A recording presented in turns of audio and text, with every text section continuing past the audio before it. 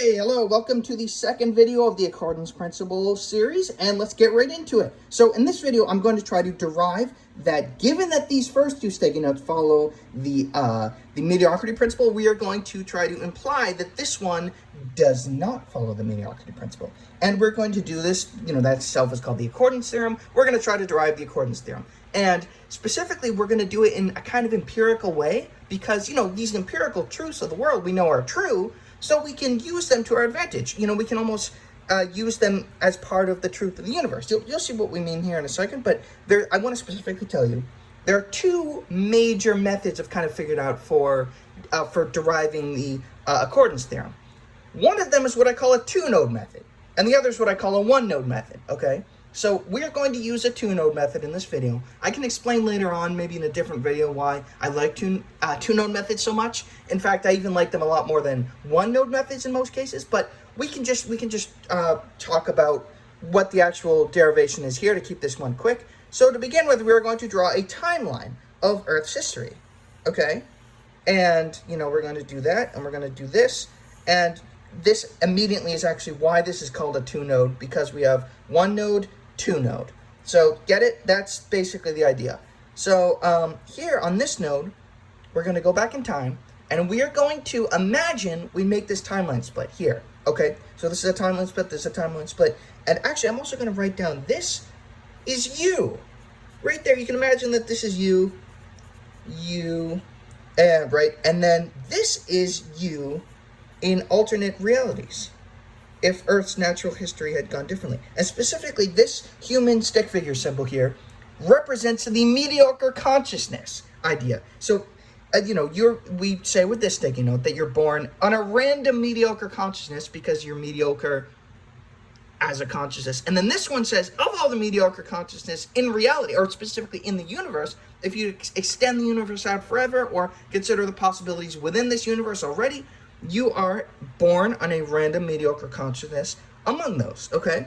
So specifically, let me tell you what's happening to make this happen. So in this timeline, remember, this whole thing is your timeline, right? Because this is our timeline that we're on right now, right? So check this out. We're going to create for this node a timeline split. On one version of the timeline split, dinosaurs come to exist. And on the other version, dinosaurs never exist. So we'll say no dinosaurs, right? Get what I'm saying here? So specifically, the key takeaway here is that on this scenario, dinosaurs evolve. So that would put this somewhere in the middle Triassic, In this scenario, dinosaurs never evolve in the first place. And you might ask, why the heck am I using dinosaurs? It's just one example of a two-node method. And it's my favorite one because it's kind of clear, straightforward. So anyway, so yes, dinosaurs, the great thundering giants of the Mesozoic. And who knows, maybe they'll help us get this Fermi Paradox stuff. So let's keep going. We have these dinosaurs, and here we're going to talk about the dinosaurs go extinct. And here we're going to talk about the dinosaurs remain. So that's on this timeline, that's on this timeline. And as you can see, you're clearly on this one because dinosaurs did evolve for your timeline, and they did go extinct for your timeline. So pretty straightforward. The next thing I want to write out is there's actually some probabilities involved. So this one right here has a 13% chance of happening. And you might ask how we know this. It's kind of an amazing thing. There's a scientific paper out there that actually tells you about this. I can link to it in here. It's pretty cool. But this actually makes an approximation for the likelihood of the dinosaurs going extinct. Amazing, right? And I'm also going to write a less than or equal to signify that there is more conditional probability involved, right? Now, the other thing I want to say is we're going to talk about the probability of us coming into being given these events. So maybe we'll even call this A prime, and then this is B, and this is B prime, just, signifying the events where this timeline splits A, and this one's B, you get it. Now, here's the key thing. There's something called the nocturnal bottleneck hypothesis. It's really major in paleontology, really cool, and I think the extensions of it are crazy. So in a good way. And one of them is right here. There's actually the idea is that there's something of a roughly a 0% probability of us existing. Specifically, you know, of course, there's going to be something in this scenario where dinosaurs remain, but it's going to be significantly less in the linear sense than this is. So maybe 100 times less, 1,000 times less, maybe even just 10 times less, which would still make this basically negligible on an additive scale. And that's the idea. So the idea here is that if the dinosaurs remained, we would not exist. And you might say, why would we not exist if the dinosaurs remained? Well, it's a long story, and it's a cool story too, but specifically, the entire Mesozoic, mammals were locked into really, really, really low niches on the food chain, right? Very specific niches. So the odds of us actually jumping out of those niches like we did here would be extremely low if the Mesozoic continued. Why? Because if we could have jumped out of those niches during the Mesozoic, as we did here, right? We did it in a tiny amount of time after the Mesozoic ended. We jumped out of these niches. If we could have done that through the whole Mesozoic, it would have been extremely, extremely unlikely that we never did in the Mesozoic, and then just coincidentally did at the start of the Cenozoic. So, as such, we might just extrapolate that probability and say it is extremely unlikely that humans would exist on this timeline. Got it? So next, what we're going to say is we're going to do one final thing here, which is, well, actually, I'm also going to fill in one more probability before. 33% chance, specifically less than or equal to that. This is just an approximation I threw in myself. Just a rough approximation. You say, okay, there's 3 eras in the Phanerozoic. Dinosaurs show up in one of them. Super rough, but I think good enough for sure. You know, 1 in 3 chance, right? Because if it was more than that per era, then we would expect there to be more dinosaurs. This is just basic probability stuff. I approximated by dividing part over whole, and there you go. So now let's work something out here. Let's talk about the probability of us existing on each one of these. Well, first of all, and by probability of us existing, I specifically mean the probability of the universe generating us. And again, us here meaning mediocre consciousness, which this is a symbol for, okay? So, and again, we're supposing you are a mediocre consciousness, so you're somewhat representative of what they are, which is why we can make this claim here about the nocturnal bottleneck associating with humans, then associating the mediocre consciousness. Okay, you with me? So here we go.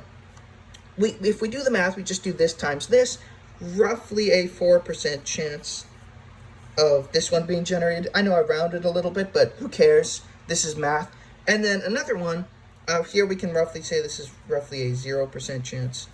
So in total, you know, we might say that the probability of us given A is less than or equal to 4% chance, because we just added the 2 parts here, right? So there we go. That's kind of cool. Now, here's the key takeaway. This is going to be really cool. So we can actually, from this, assuming this sticky note, get this one as well. And you might say, how on earth can we do that? How can we get this one? And that is because we're going to take advantage of the mediocrity principle. So let's imagine for a second, just in a hypothetical thought experiment, we suppose this is right. And you were born on a random mediocre consciousness across the set of all ones in the universe, and even more so, the set of all possible ones in the universe. Because, you know, we extend the universe infinitely, or we, you know, fill the universe with its own possibilities. Potato, potato. It just does the same thing. So here we're going to say that we are born on a random one of these, right? And if we, you know, we will imagine that the weight of these in the universe will be proportional to these probabilities here, because that's just how it works, right?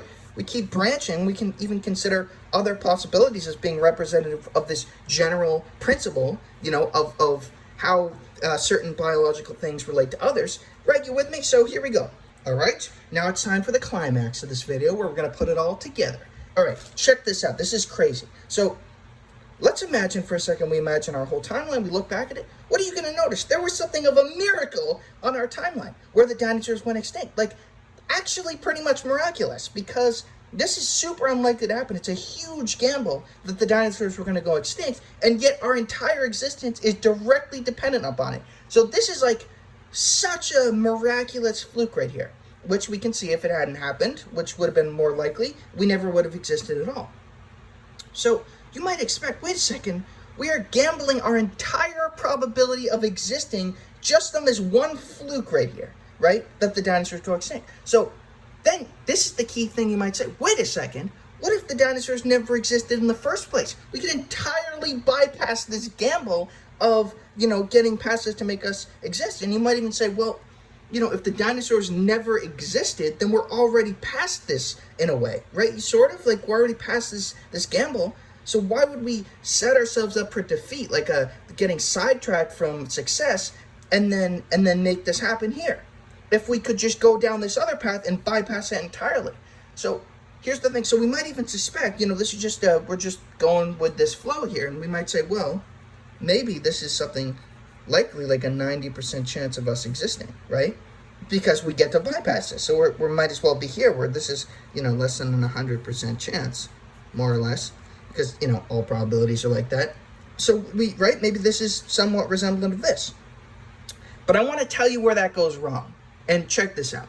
If it actually is extremely likely for us to exist on this here timeline, then you might say, well, wait a second, we already know our timeline is super unlikely, so if you are in fact born on a random mediocre consciousness in everything, like this sticky note tells us, then we get a contradiction, because, you'd be super likely to be born here, so what the heck are we doing here on this unlikely madness that requires the gamble, right? And then you might say, well, that would imply by the mediocrity principle, it's something of a mediocrity principle proof by contradiction, which tells you that actually we cannot be born on this with a very high degree of likelihood, because instead, we have to satisfy this. So this would, as you would see, let's even just do it here, that we would say that this probability on this timeline would have to resemble this one.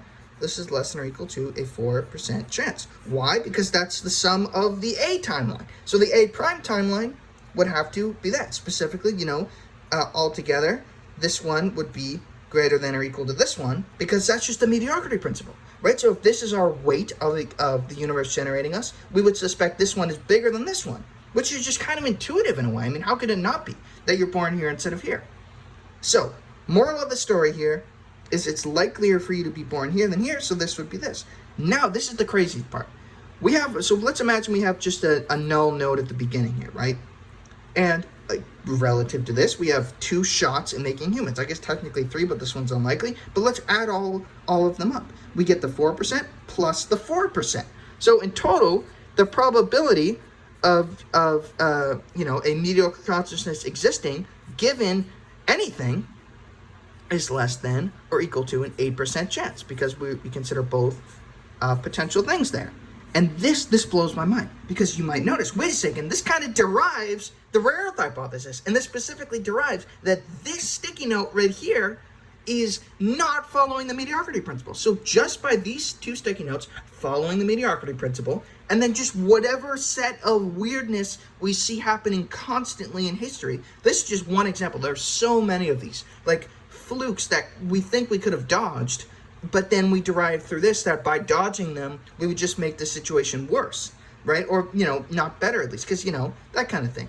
And that's what I'm getting at. So just using the empirical evidence of our past and these 2 sticky notes, we have to logically imply the rare earth hypothesis. It's just a must, because, we've only even shown one property here, which is the dinosaur thing. So, this is just going to keep dropping as we add more properties, which is kind of easy to do. So that just blows my mind that that's a thing, but I guess that's how it works. So as long as these 2 are right. So, okay, so the last part, to wrap up this video, let's talk about the Fermi Paradox itself.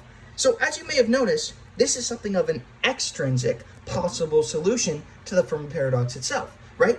But, what I'm thinking is, these days there's a lot of more, intrinsic solutions to the Fermi Paradox. And don't get me wrong, those are really fun to do, but I don't know how much they, work in the same way. It's, you build that structure of logic, and I'm not sure how sturdy it is, and people are, everybody's aware of this just because, there's so many solutions, and we say there's very little evidence. But I would argue that this is the game you want to play, because you're actually leveraging things that are very intuitive, and if anything, it'd be more of a stretch to imply that they are false substantially than it would be to imply that they are true.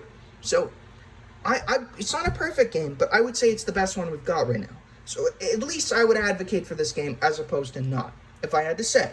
And yeah, that's all I have to say about this for the moment. Do you agree with me? Do you disagree with me? What do you have to say? So yeah, that's it for now. Thank you and have a good day. See you in the next one.